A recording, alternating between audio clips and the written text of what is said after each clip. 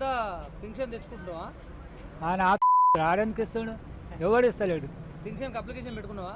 పెట్టుకున్నా 15 ఏళ్ళు అవుతుంది పెట్టబట్టి.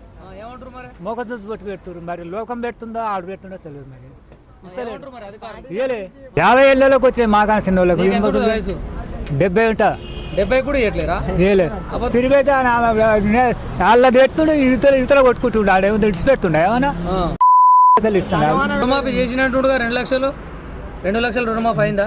తిన్నోళ్ళకి అయితే మాకేం అవసరం మరి. మీరేం తెచ్చుకోలే అప్పు? నేను తెచ్చుకోలే. తెచ్చుకుంటే మంచిగా 2 లక్షలు రుణమాఫీ అవుగా. చేస్తుండే చేసినోనికి వేస్తూనే ఉండు. అట్లా కేసీఆర్ బాగుండేనా పాలన? రేవంత్ రెడ్డి పాలన బాగుందా? ఆడు కేసీఆర్ చేసిండు.